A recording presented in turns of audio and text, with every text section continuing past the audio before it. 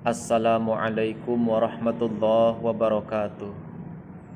Bismillah, alhamdulillah, wa syukru ala ni'amillah, wassalatu wassalamu ala rasulillah Muhammad ibn Abdillah wa ala alihi wa sahbihi wa mawala, amma ba'd. Selamat pagi, salam sejahtera untuk kita semua.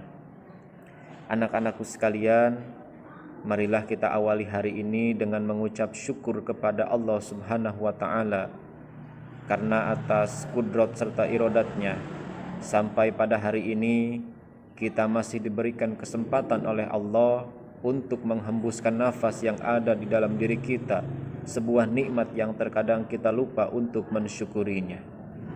Salawat salam semoga tercurahkan kepada junjungan kita Nabi besar Muhammad sallallahu alaihi wasallam, kepada keluarga, para sahabat, dan mudah-mudahan sampai kepada kita selaku umatnya. Anak-anakku sekalian, hari ini Bapak akan melanjutkan materi pendidikan agama Islam, masih tentang keadaan manusia di hari kiamat. Mungkin hari ini tidak banyak yang akan Bapak sampaikan, hanya melanjutkan materi yang minggu kemarin belum sempat terselesaikan. Baik, sebelum kita belajar, marilah kita berdoa bersama-sama, berdoa kepada Allah Subhanahu wa Ta'ala. Berdoa di dalam hati masing-masing, berdoa dipersilahkan.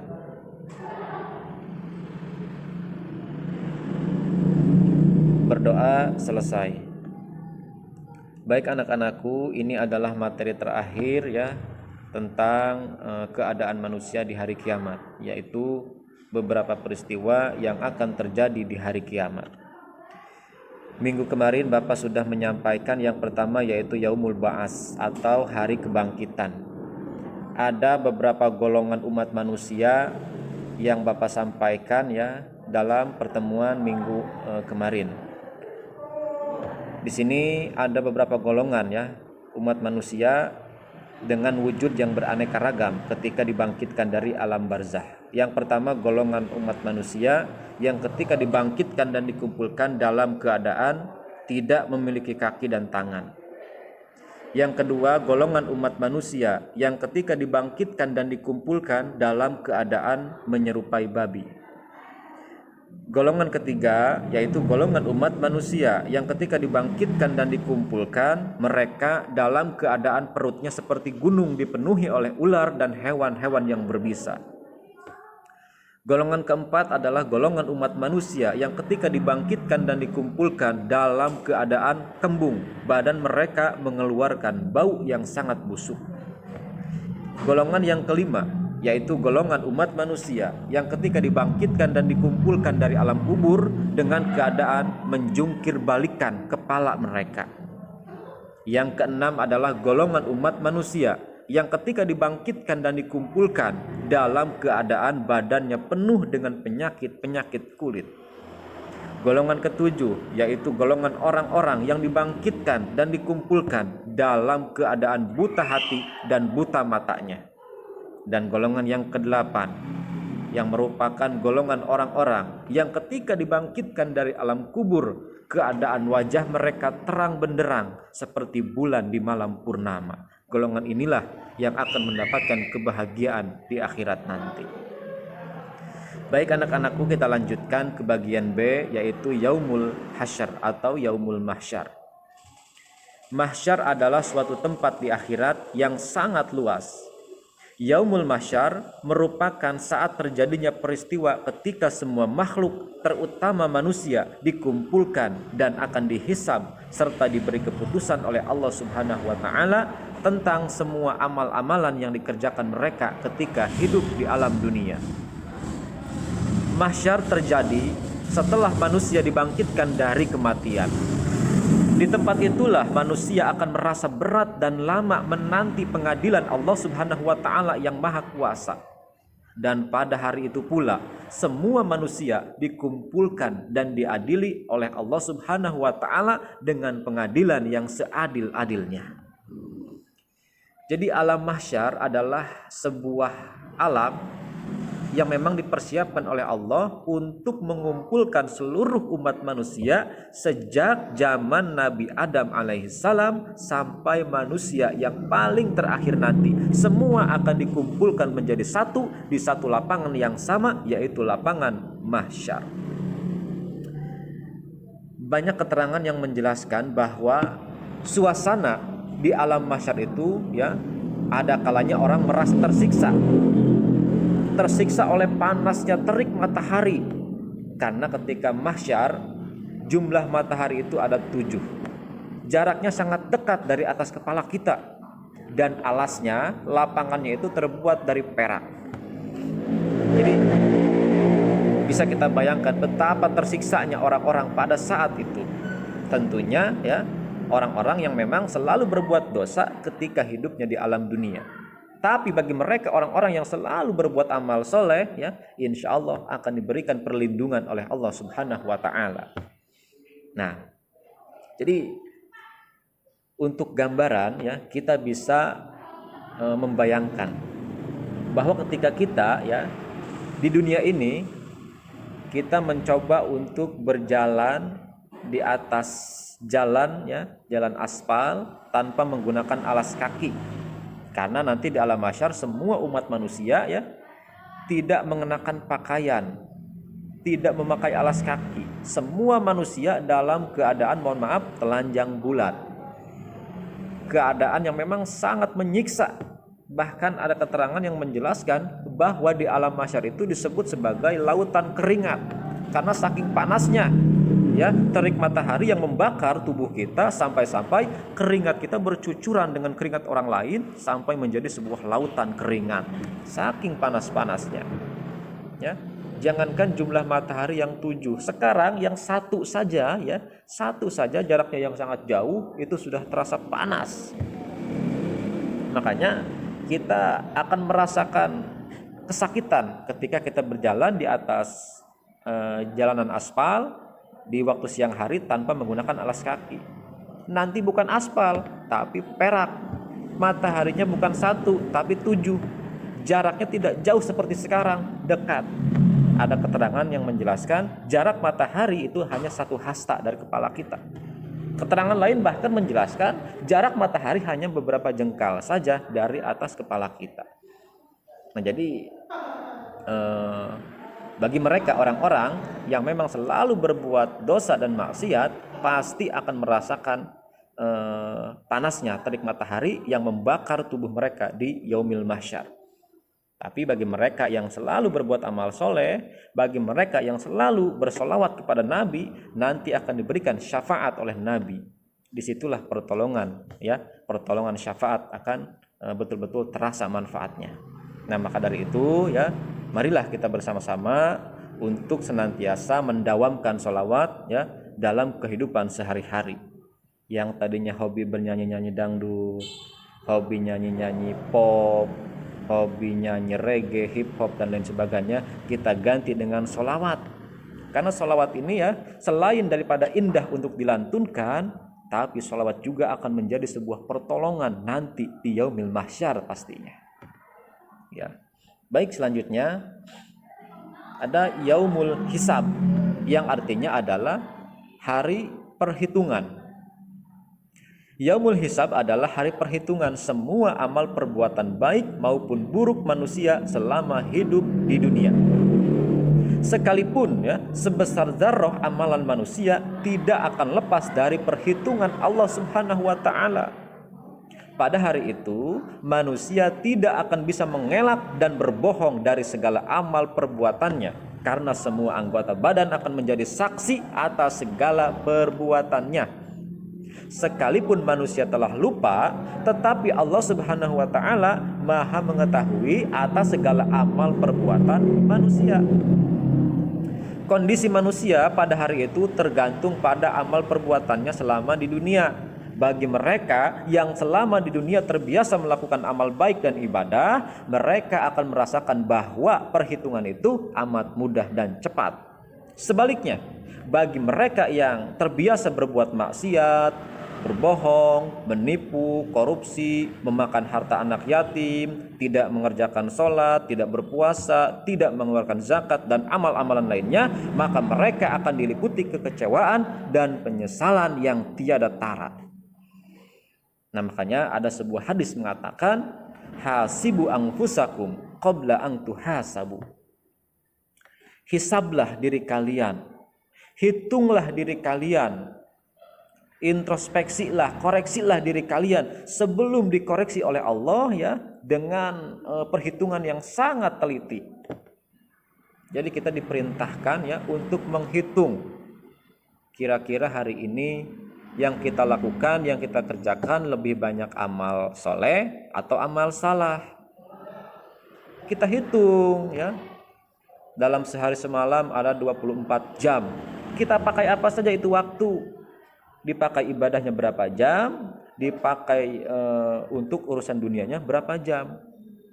Nanti kita sendiri bisa tuh ya memprediksi kira-kira lebih berat amal atau lebih berat dosa. Nah, makanya kita harus menghitung dari sekarang sebelum nanti Allah yang menghitung dengan perhitungan yang sangat detail. Nah, fungsinya, manfaatnya, kita disuruh menghisab diri kita sekarang supaya ketika kita merasa bahwa lebih banyak dosa yang kita lakukan, maka kita akan terus menambahkan ya kualitas ibadah kita kepada Allah supaya nanti ya dihisab oleh Allah itu lebih banyak amal soleh daripada amal salah. Nah, makanya kita harus belajar ya, introspeksi diri itu penting. Introspeksi diri itu sangat betul-betul membantu kita untuk lebih meningkatkan kualitas ibadah kita kepada Allah Subhanahu wa taala. Setelah yaumul hisab ya, ada lagi mizan atau timbangan. Jadi ini hampir sama ya. Kalau hisab itu dihitung, kalau mizan itu ditimbang. Jadi kita itu akan dihitung dan ditimbang. Jadi tidak akan ada yang terlewatkan itu ya, perbuatan kita sehari-hari semua akan terhitung dan ditimbang oleh Allah nanti. Jadi mizan adalah timbangan amal. Maksudnya setiap amal manusia akan ditimbang agar diketahui secara yakin dan pasti tentang amal baik dan amal buruknya. Nah, perhitungan itu dilakukan dengan seadil-adilnya tanpa ditambah atau dikurangi sedikit pun. Jadi berbeda jauh dengan pengadilan di dunia. Terkadang ya, di pengadilan dunia itu hukum masih bisa dibeli oleh uang atau materi.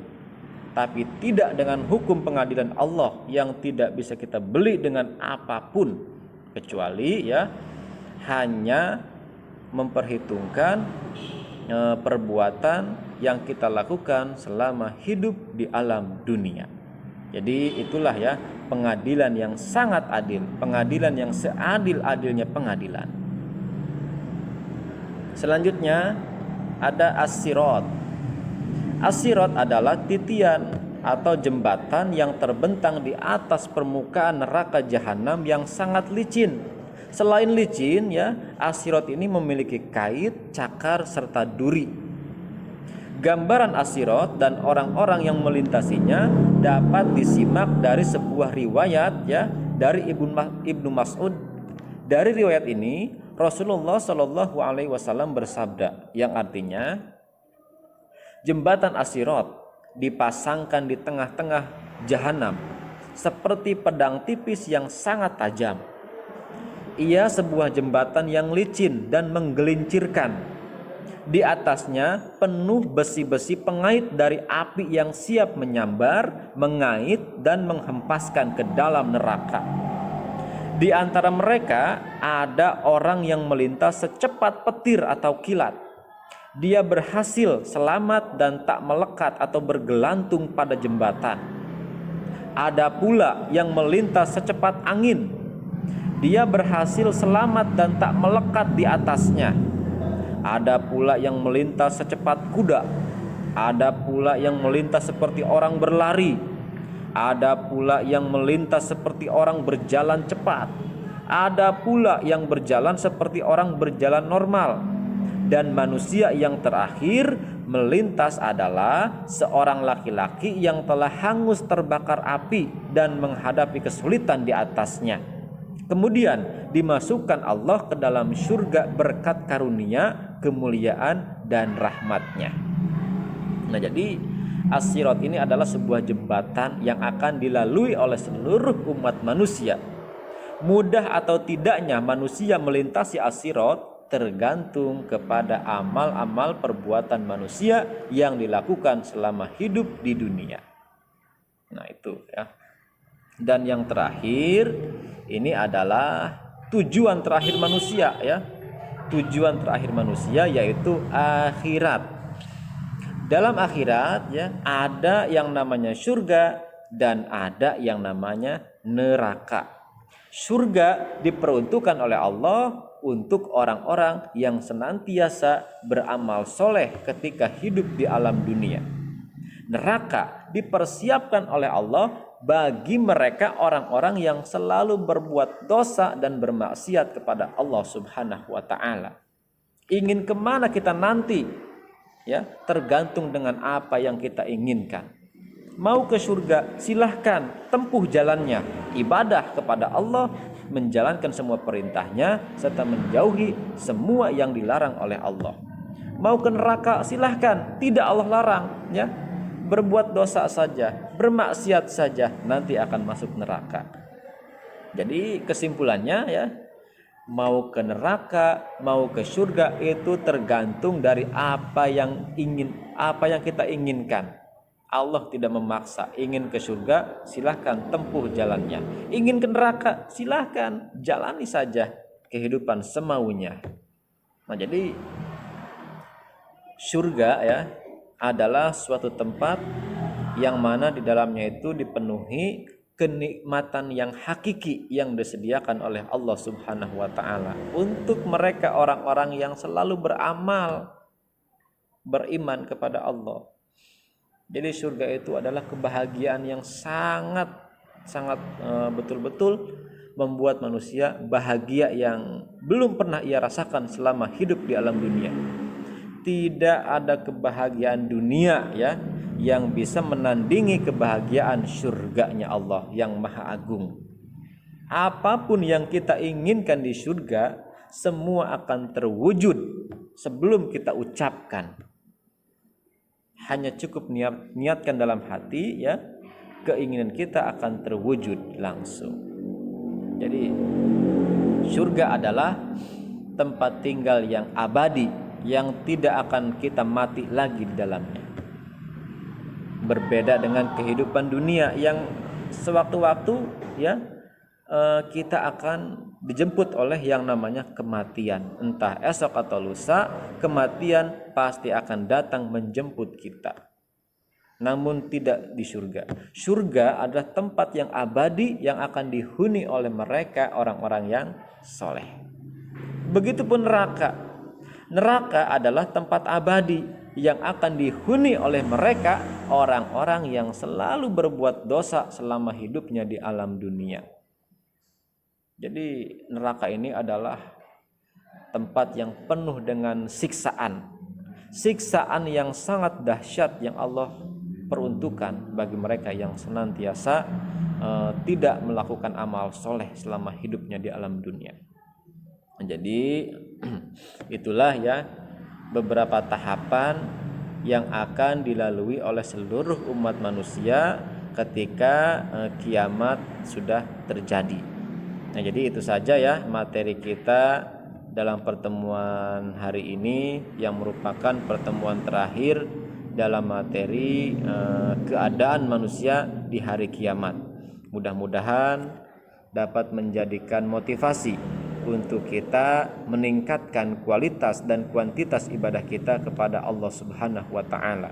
Mudah-mudahan kita semua dijadikan oleh Allah sebagai hamba-hamba yang senantiasa istiqomah di dalam menjalankan ibadah kepadanya.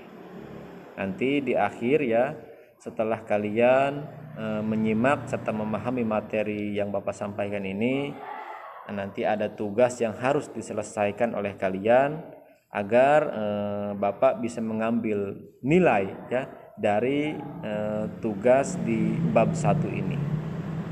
Cukup sekian dari Bapak ya. Mohon maaf apabila banyak kesalahan kata.